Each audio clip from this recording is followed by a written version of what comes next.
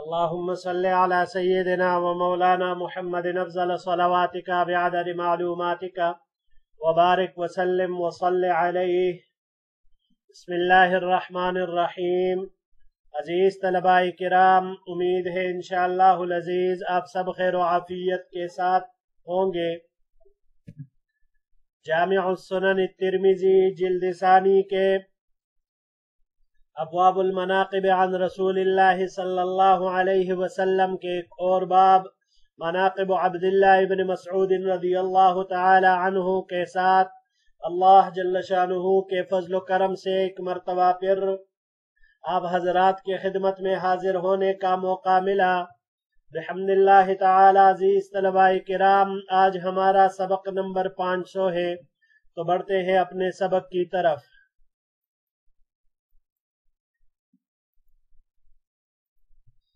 مناقب عبداللہ ابن مسعود رضی اللہ تعالی عنہ، یہ باب ہے حضرت عبداللہ ابن مسعود رضی اللہ تعالی عنہ کے فضائل کے بیان میں.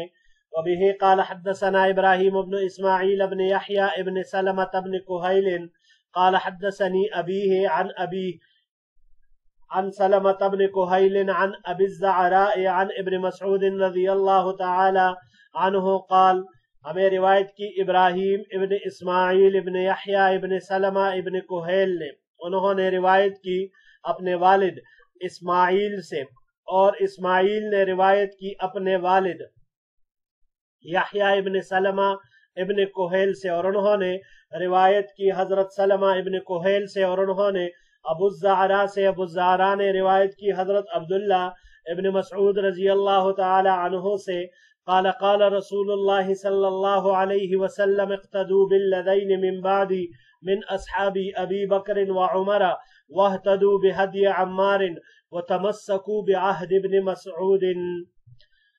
ابن مسعود رضی اللہ تعالی عنہ کہتے ہیں کہ حضور نبی کریم صلی اللہ علیہ وسلم نے ارشاد فرمایا، ان دونوں کی یعنی حضرت ابو بکر اور حضرت عمر رضی اللہ تعالی عنہما کی پیروی کرو جو میرے صحابہ ہے، اور میرے صحابہ میں میرے بعد خلیفہ ہوں گے، اور عمار رضی اللہ تعالی عنہ کی سیرت کو رہنما بناؤ، اور ابن مسعود رضی اللہ تعالی عنہ کے عہد کو مضبوط تامو. ھذا حدیث غریب من ھذا الوجہ من حدیث ابن مسعود. یہ حدیث غریب ہے اس طریق سے عبداللہ ابن مسعود رضی اللہ تعالی عنہ کے روایت سے. لا نعرفه الا من حدیث یحییٰ ابن سلمۃ ابن کہیل. ہم نہیں جانتے اس کو مگر صرف یحییٰ ابن سلمہ ابن کہیل کے حدیث سے. وَيَحْيَى ابْنُ سَلَمَةَ يُضَعَّفُ فِي الْحَدِيثِ.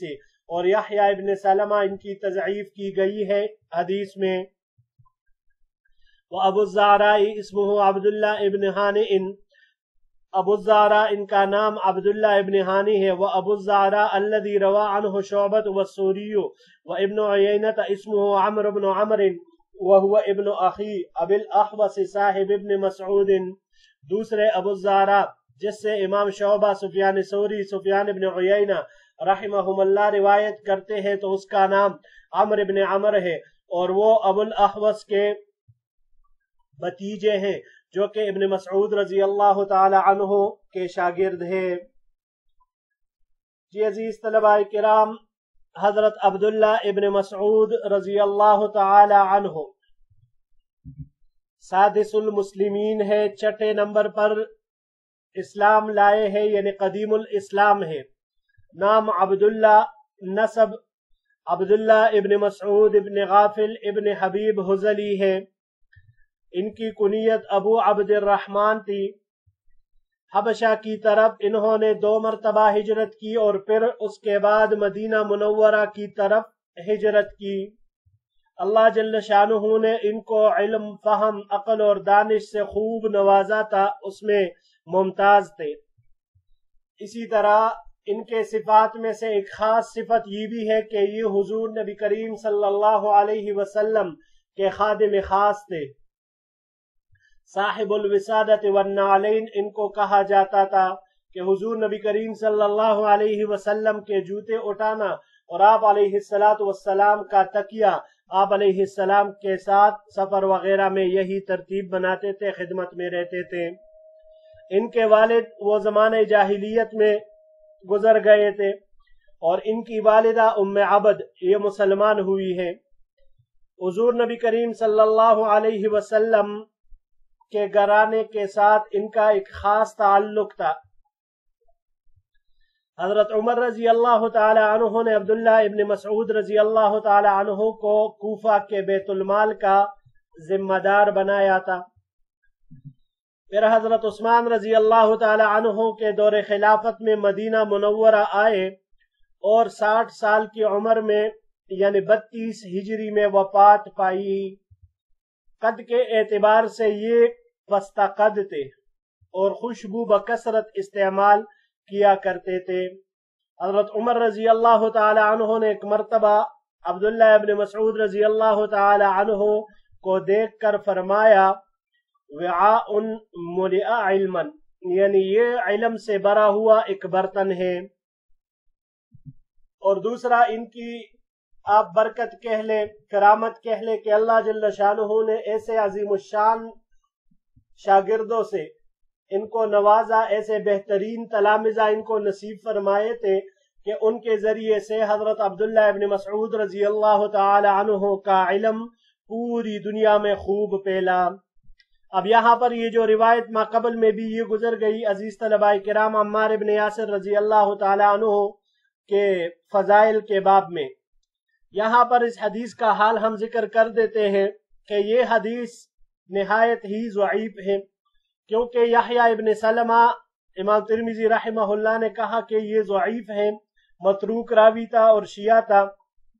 لیکن اس حدیث کا مضمون چونکہ حضرت حذیفہ رضی اللہ تعالی عنہ کے صحیح حدیثیں دو ان سے وارد ہے تو اس کا مضمون اس روایت کے بالکل موافق ہے، تو اس وجہ سے اس حدیث مبارک کا مضمون وہ اپنی جگہ پر صحیح ہے۔ پھر ابن مسعود رضی اللہ تعالیٰ عنہ سے جو روایت نقل کرنے والے ہیں ابو الزعراء، تو ابو الزعراء دو ہیں، ایک بڑے ہیں اور ایک چھوٹے ہیں۔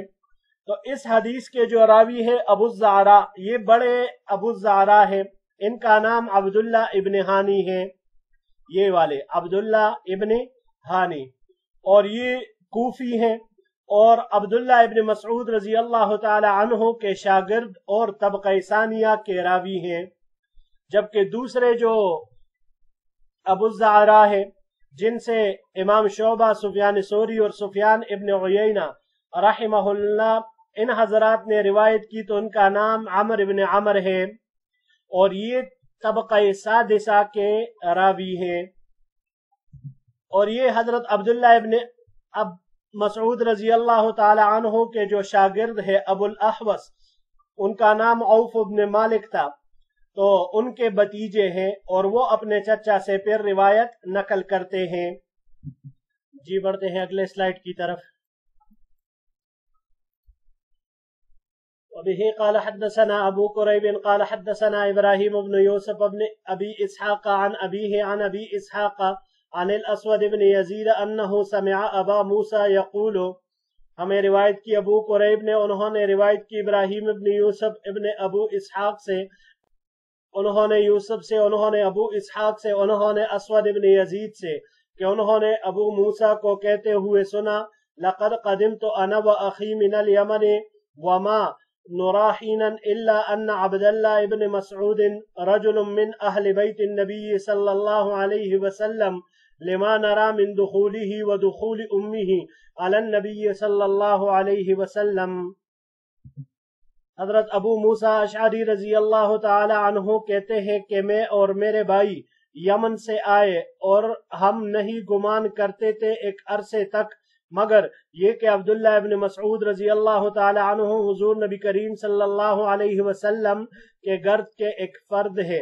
ہمارے دیکھنے کی وجہ سے ابن مسعود رضی اللہ تعالی عنہ کے اور ان کی والدہ کے نبی کریم صلی اللہ علیہ وسلم کے گھر میں داخل ہونے کو، یعنی عبداللہ ابن مسعود رضی اللہ عنہ ان کی والدہ ماجدہ رضی اللہ تعالی عنہ اس کثرت سے حضور نبی کریم صلی اللہ علیہ وسلم کے گھر میں ان کا آنا جانا تھا کہ ہم ایک عرصے تک یہ سمجھ ہی نہ سکے کہ گویا کہ یہ باہر لوگ ہیں، ہمیں یہی لگ رہا تھا کہ یہ گھر کے ہی افراد ہیں۔ ھذا حدیث حسن صحیح، یہ حدیث حسن صحیح ہے۔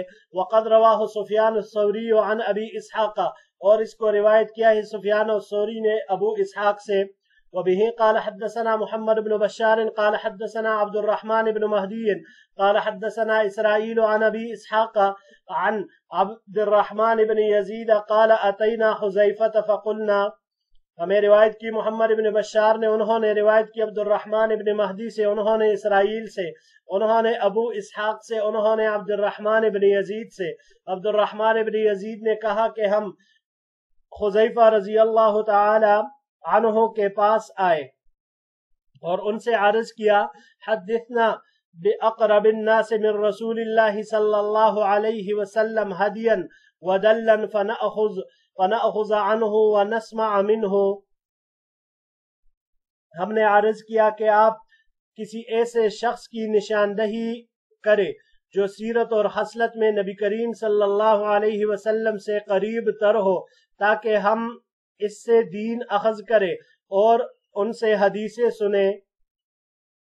قال كان اقرب الناس هديا ودلا وصمتا برسول الله صلى الله عليه وسلم ابن مسعود حتى يتوارى منا في بيته، ولقد علم المحفوظون من اصحاب رسول الله صلى الله عليه وسلم ان ابن ام عبد هو من اقربهم الى الله زلفى۔ حضرت حذیفہ رضی اللہ تعالی عنہ نے فرمایا کہ سیرت اور خصلت اور دینی حالت میں نبی کریم صلی اللہ علیہ وسلم سے قریب تر عبداللہ ابن مسعود رضی اللہ عنہ ہے، یہاں تک کہ وہ ہمارے پاس سے گھر میں جاتے، یعنی ہم سب کی موجودگی میں وہ آپ علیہ السلام کے گھر میں جاتے، تو اکیلے میں تو ظاہر سی بات ہے وہ اور بھی آپ علیہ السلام کے پاس بکثرت جایا کرتے تھے۔ اور بخدا بڑے صحابہ کرام جانتے ہیں کہ عبداللہ ابن مسعود، یہاں پر ان کو ابن ام عبد یعنی مراد اس سے عبداللہ ابن مسعود ہی ہے، تو بڑے تمام صحابہ کرام جانتے تھے کہ ابن ام عبد ہی صحابہ میں سے سب سے عالی رتبہ کے ہیں۔ ھذا حدیث حسن صحیح، یہ حدیث حسن صحیح ہے۔ عزیز طلباء کرام، اس دوسری روایت میں 3 الفاظ استعمال ہوئے، ہدین، دلن، سمتن، 3 الفاظ ایک ہی مفہوم ادا کرتے ہیں، یہ تینوں ایک ہم معنی الفاظ ہیں۔ الہدی سیرت اور طریقہ، سمت اور جہت کو کہا جاتا ہے، جیسے حسن الہدی کہا جاتا ہے کہ وہ صحیح سمت پر ہے۔ دلن وقار، تمکنت، سنجیدگی کی کیفیت، السمت یہ وقار اور تمکنت کو کہا جاتا ہے۔ جی بڑھتے ہیں اگلے سلائیڈ کی طرف۔ وبه قال حدثنا عبد الله بن عبد الرحمن قال حدثنا صاعد الحراني قال حدثنا زهير قال حدثنا منصور عن أبي إسحاق عن الحارث عن علي رضي الله تعالى عنه قال قال رسول الله صلى الله عليه وسلم۔ ہمیں روایت کی عبداللہ ابن عبد الرحمن نے، انہوں نے ساعد الحرانی سے، انہوں نے روایت کی زہیر سے، انہوں نے منصور سے، انہوں نے ابو اسحاق سے، انہوں نے حارث سے، انہوں نے علی رضی اللہ تعالی عنہ سے کہ حضور نبی کریم صلی اللہ علیہ وسلم نے ارشاد فرمایا، لو کنت مؤمرا احدا منہم من غیر مشورت لامرت علیہم ابن ام عبد۔ حضور نبی کریم صلی اللہ علیہ وسلم نے ارشاد فرمایا، اگر میں صحابہ میں سے کسی کو مشورے کے بغیر امیر بناتا تو میں ان پر ضرور ابن ام عبد کو امیر مقرر کرتا۔ ھذا حدیث انما نعرفه من حدیث الحارث عن علی، اس حدیث کو بس ہم صرف حارث ابن علی کے حدیث سے ہی جانتے ہیں۔ وبه قال حدثنا سفیان بن وکیع قال حدثنا ابی عن سفیان الثوری عن ابی اسحاق عن الحارث عن علی رضی اللہ تعالی عنہ قال قال رسول اللہ صلی اللہ علیہ وسلم، لو كنت مؤمرا احدا من غیر مشورت لامرت ابن ام عبد۔ ہمیں روایت کی سفیان بن وکیع نے، انہوں نے اپنے والد وکیع سے، انہوں نے روایت کی سفیان الثوری سے، انہوں نے ابو اسحاق سے، انہوں نے حارث سے، انہوں نے علی رضی اللہ تعالی عنہ سے کہ حضور نبی کریم صلی اللہ علیہ وسلم نے ارشاد فرمایا اگر میں صحابہ پر کسی کو مشورے کے بغیر امیر بناتا تو ضرور ابن ام عبد کو امیر مقرر کرتا۔ وبه قال حدثنا حناد قال حدثنا ابو معاویة عن الاعمش عن شقیق بن سلمة عن مسروق عن عبد الله بن عمرو رضی اللہ تعالی عنہ قال قال رسول اللہ صلی اللہ علیہ وسلم۔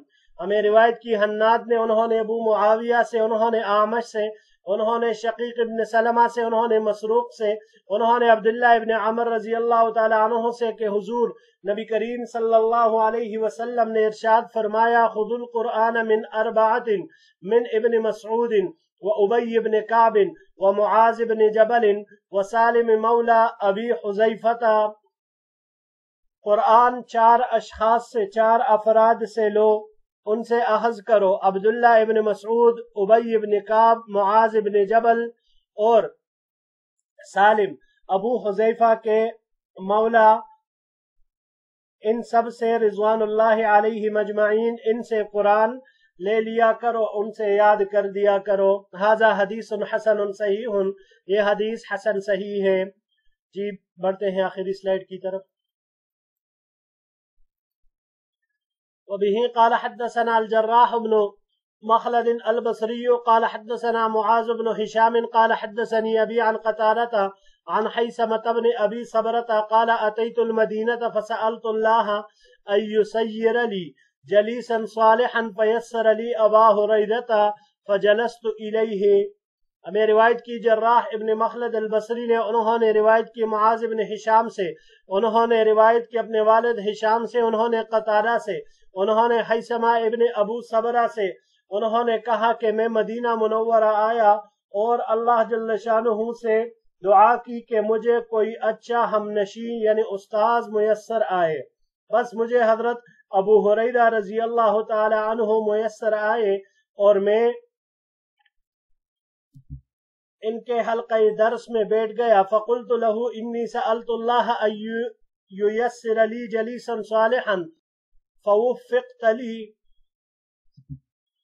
اور میں نے ان سے کہا کہ میں نے اللہ تعالیٰ سے دعا کی ہے کہ مجھے کوئی اچھا ہمنشی میسر آئے، بس آپ کی مجھے توفیق ملی۔ فقال من این انت؟ قلت من اہل الکوفۃ جئت التمس الخیر واطلبه۔ فقال الیس فیکم سعد بن مالک مجاب الدعوت وابن مسعود صاحب طہور رسول اللہ صلی اللہ علیہ وسلم ونعلیہ وحذیفۃ صاحب سر رسول اللہ صلی اللہ علیہ وسلم وعمار الذي اجارہ اللہ من الشیطان على لسان نبیہ وسلمان صاحب الکتابین۔ قال قتادۃ والکتابان الانجیل والقرآن۔ ابو ہریرہ رضی اللہ تعالی عنہ نے ان سے پوچھا آپ کہاں سے آئے ہیں؟ تو انہوں نے کہا کہ میں کوفہ سے ہوں اور میں یہاں خیر یعنی علم دین کی طلب اور تلاش میں آیا ہوں۔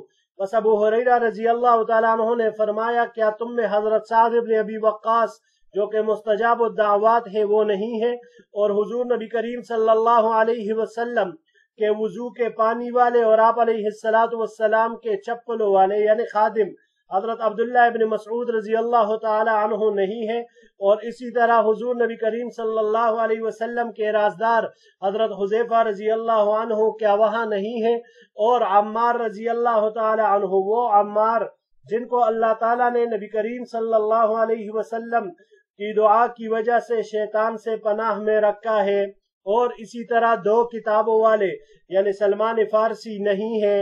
قال قتادہ رحمہ اللہ کہتے ہیں والکتابان الانجیل والقرآن کتابین، یہ 2 کتاب، تو قتادہ رحمہ اللہ نے فرمایا کہ ان 2 کتابوں سے مراد انجیل اور قرآن ہے، یعنی حضرت سلمان فارسی رضی اللہ تعالیٰ عنہ پہلے عیسائی تھے، انجیل پر بھی ان کا ایمان تھا، اور پھر مسلمان ہوئے تو قرآن پر بھی ایمان لائے۔